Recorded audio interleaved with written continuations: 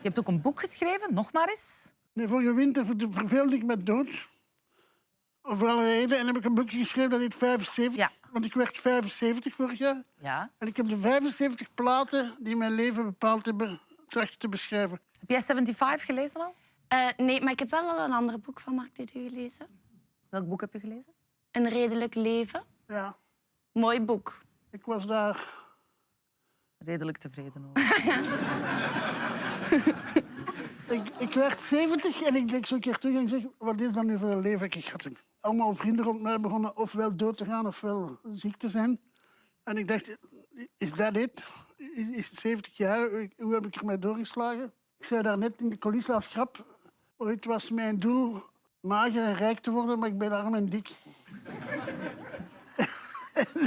en niemand spreekt dat nooit tegen. Ik vertelde dat en ik was ook gewoon zo... Ah ja.